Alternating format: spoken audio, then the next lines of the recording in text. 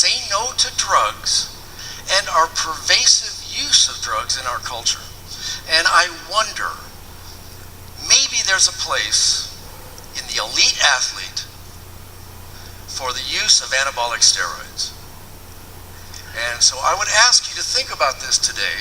And maybe you don't have to say yes to anabolic steroids. I'll accept maybe. And I will accept maybe okay to steroids. But I want you to think about the use of steroids, carefully managed under medical supervision to exact the very best in human performance.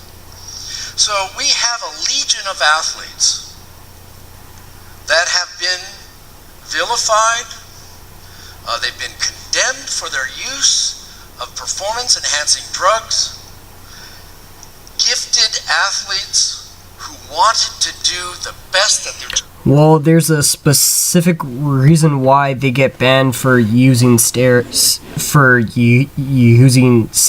and basically the fact is that steroids give way too large of basically a head start, and no one would be on the same playing field if there were specific people using steroids, which is the case. And so it's not like everyone can use steroids, because not everyone is even willing to do steroids. And so basically, if no one were to use steroids, then everyone would be on the same playing field. Genetic potential allowed. And when they did, and that is when they used anabolic steroids, then they were stripped of their medals or their records asterisked, or they're in some way devalued, I think, in the sports world and in our general community. Makes perfect sense to me why they're devalued. As we approach the Olympics coming up. I mean, steroids are steroids in my opinion. So, when I saw Ben Johnson run down the track in 1988 and do a 9.79 100-meter dash, I was transformed. I was amazed at the majesty of that event.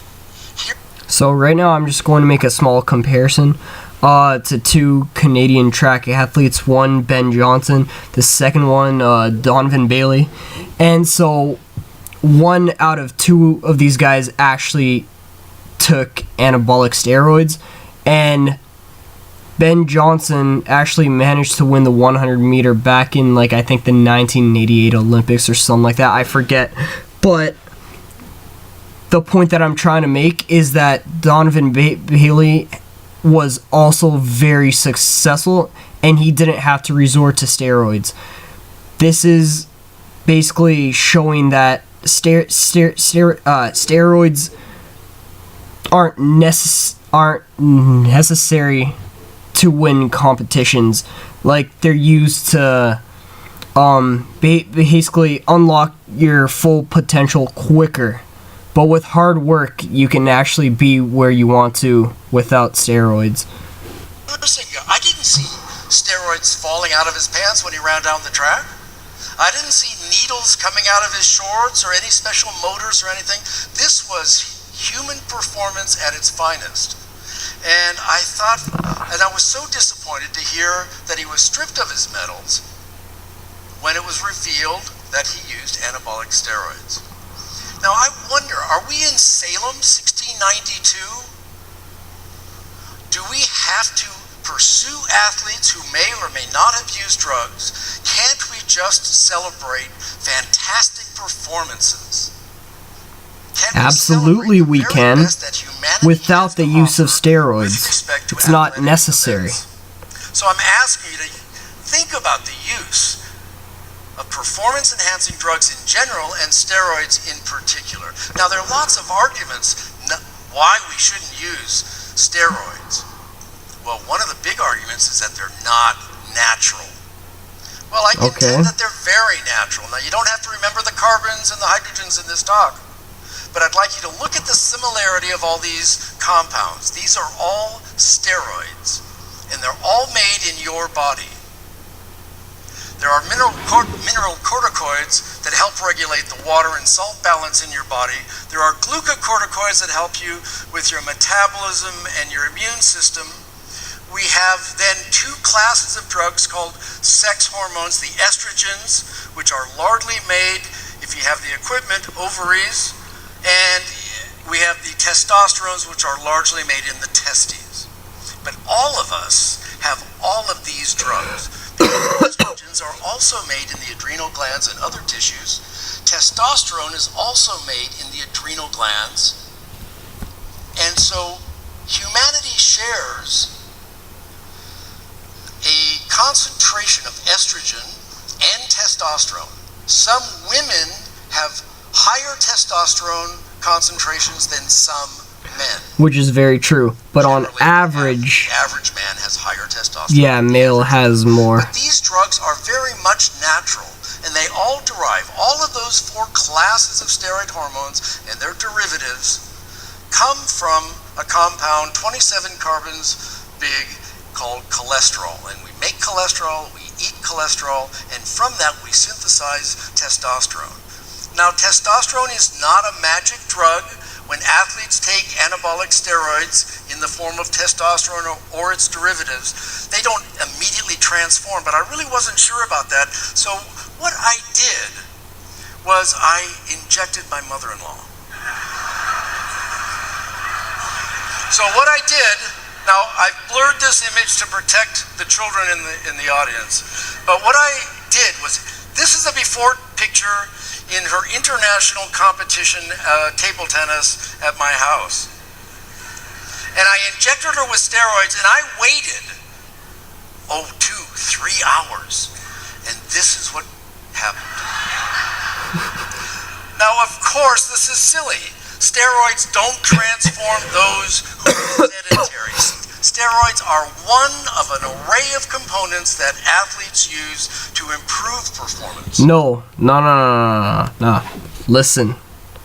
Steroids is not another item that you use to, like, in a collection of your items to get better.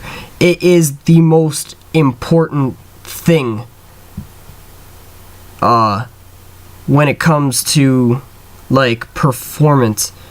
I personally think that the use of steroids should be banned from sports, because, like, sure, people can reach their potential without steroids, but steroids does the process a lot quicker. So if you haven't been training for like a whole bunch of time, steroids will cut that amount of time down in order for you to become a better athlete, as it strengthens your body. So what he's saying is that, it's just another item, which isn't true. It's actually a pretty important item if you think about it. It is natural, it can be controlled, and it does facilitate the very best of their genetic potential to develop huge, iconic performances. Jason Giambi, however, was wise in his congressional testimony when he said steroids don't help you hit a baseball. And he's absolutely right. They may... Steroids do help you hit a baseball, because hitting a baseball isn't all technique. Not at all. There is definitely strength involved in baseball batting, because how else are you going to hit a bat that far? I mean, it takes more than just technique. It takes strength. Why else would people in baseball take steroids when steroids enhance performance in ways such as strength? Like, strength is a known component in taking steroids. Like baseball is actually one of the sports that involves the most anabolic steroids. So the fact that baseball players are taking it shows that they rely on the strength. Augment performance in some athletes, but not everyone. Jason Giambi is a gifted athlete, was gifted long before he ever took steroids. And I contend that steroids can be a useful complement to a training array that elite athletes do. Now, the effects of anabolic steroids fall under two classes. One class is called anabolic, and anabolic means building up. And when you build up, you're primarily building up muscle tissue.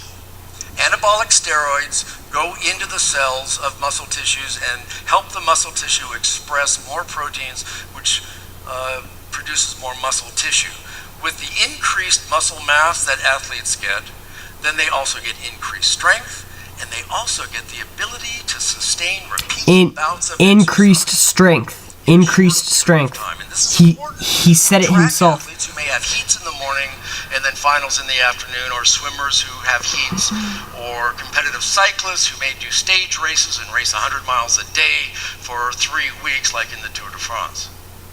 So there are also androgenic effects, and as the name suggests, these are effects that make you more male-like. Now, in a man, you generally don't see the androgenic effects, but you do see them when female athletes use anabolic steroids. It sort of blurs the difference between what is male and female, and that's certainly not for me to judge. If you're going to evaluate the performance, evaluate the athlete. Don't evaluate the drug, evaluate the athlete. This athlete, as others do when they take anabolic steroids, get androgenic effects, and that includes a more aggressive male pattern baldness. It includes a deepening of the vocal cords, among other attributes. I'd like to suggest that, I've heard that anabolic steroids are not good because we have a level playing field, and if you use anabolic steroids, then you've disrupted the quality of the field. Which I personally think is true. This was certainly true when Manute Bol attended the Case Western Reserve English School when he came here in the 70s. It is not true because you can hearken back to your youth, or maybe you competed this morning, and you know that your competitors are not exactly like you. They're not exactly like you. And I remember in 1964, I was in an age group competition, national competition swimming, and Mark Spitz was competing in this national competition. It happened to be in Honolulu, Hawaii. And what happened was that I was petrified of Mark Spitz in 1964. He was an icon. In 1964, by the age of 10, he had already 17 national titles. But I saw Mark Spitz on the deck of the swimming pool, and we're swimming in the same event. I think it was the 200 fly, and it was 13-14 age group. And I saw him and I said, my gosh, he looks about my height, he's about my age, it looks like he has the same diet, I don't really know, and now I think back, I'm sure he had the same concentration of testosterone. Now, and what happened? He demolished me and everybody else. Now, fast forward 20 years from then, and in my 30s, I was also a competitive swimmer of a very pedestrian nature, and I'm swimming in an event, and I'm really nervous, and I'm getting ready to go on the blocks, and I lean over, and what do I see? I see a woman next to me. And that's because they had consolidated the heats. She's the same age, young 30s, but what I also noticed was that she was pregnant. Okay. And so I'm completely aghast here. 200, I'm going to kill this woman. And when I reflect on it Not necessarily true. if I didn't know better, I'd say I could beat this woman on the basis of my hormonal concentration alone. Even though she's swimming for 2, I can beat her because my testosterone concentration is way higher than hers, which was true. And she demolished me. And the reason I bring this up, because anabolic steroids in themselves do not confer the ability to win. They do not confer superpowers. They help you express your genetic potential. So, what he does say is somewhat true, but the fact that Ben Johnson can go from a 10.2 second 100 to a 9.7 second 100 with the use of steroids shows that that steroids help. And so basically, if people weren't to use steroids, this would basically allow people to be given a shot to see who's the best. And really, if you're able to win any if you're able to win any competition without steroids, then you must be really good. Example is Usain Bolt. So far, hasn't been caught. I personally don't think he takes steroids, which basically shows that, okay, steroids help, but you don't need steroids. Like, if you're just not the best, then you're not the best. There's no point in trying to cheat your way to be the best. Now, if you were to look at blood values of two athletes, we have an athlete A, we have an athlete B, and we were to look at an array of factors that might contribute to their performance, which every factor does. Can you tell me, in these two athletes, who the winner will be? My gosh, athlete A has much more testosterone than athlete B. But you couldn't... Though, in this case, the speaker is elaborating on the fact that testosterone is everything, when testosterone is not everything. There are some athletes who look very young, who don't have a lot of muscle on them.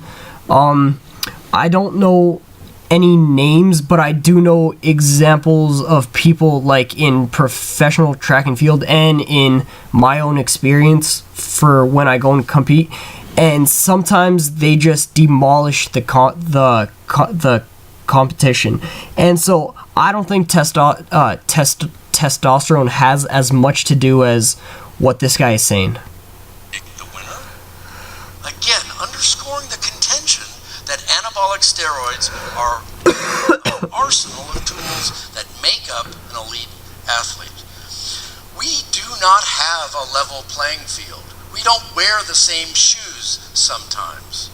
We may be in a close weight class, but I don't know if the person next to me is stronger. And I want you to think about this in the Olympics as they come up. Look at the athletes. Are they all the same? Do they all have the same background? Did they all train the same number of hours? And I contend they probably didn't. And I certainly know that their hormonal composition is not going to be exactly the same. So, but you might argue that steroids are an unfair. Oh, okay, I get the fact that they're natural. And I get the fact that the body makes them. And okay, maybe I'll go with Frank a little bit that under medical supervision, they're not harmful. But maybe they're an unfair intervention. And to that I would ask, maybe it's unfair if you wear glasses. Boy, that's a use of technology to help a performance. Okay, so glasses should be outlawed. Well, what happens if you have eye surgery, kidding me? as some professional athletes had, to augment their vision to not only get to 20... So basically what the speaker is saying is glasses are just as effective as anabolic steroids, which is complete crap. He's basically saying, well, if athletes aren't allowed steroids, then why are they allowed glasses and like other things to help them win, like better shoes and like a better track to run on? Fact being is that steroids can honestly cut your 100 meter times down to half a second to a second, or even more. The comparisons that the speaker is making right now is totally unfair and aren't even on the same field of helpfulness. not even close. 20, but maybe 2015. Is that fair? Well, how about if an athlete injures themselves through the course of their activities and have access to the best medical care in the world? Is that fair? Is that fair to the athlete from Ethiopia? I don't know. Okay. Where is the Fair hue and enough. cry when women athletes use steroids in the form of estrogen and progesterone, birth control pills?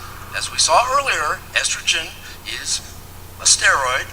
Where is the hue and cry when these women use birth control pills to regulate the menstrual cycle to enhance their performance? Now, women use the birth control pill for many, many different reasons, but it is a steroid, it is used, it's acceptable. I contend that other steroids should also be introduced into the mix to produce elite performances. Now, there are downsides to steroids. There are definitely Obviously, downsides there are to plenty of steroids. If you looked downsides at to the label of their steroids. cough syrup, you would be you know that drugs that are misused are dangerous. And the fact that there are downsides to steroids shows that not every athlete will want to use steroids. Like every professional athlete wouldn't want to use steroids. Fact being is that if no one used steroids, everyone would be on the same playing field, like in a natural way, which is ideally how it should be. I mean, fact being is that if you have athlete A and athlete B, athlete B is just naturally better. You have to accept it. If you want to get any better, you have to train, you have to do this, you do that.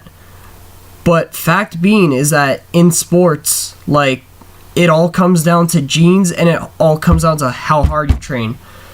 Steroids is just, in my opinion, a way of cheating. Steroids are a very powerful compound that is dangerous. It should be used judiciously. One of the side effects of steroids is the potential for liver complications.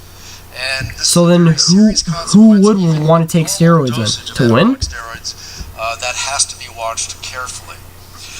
There is a syndrome called gynecomastia, which is an inappropriate growth of fat tissue on the chest.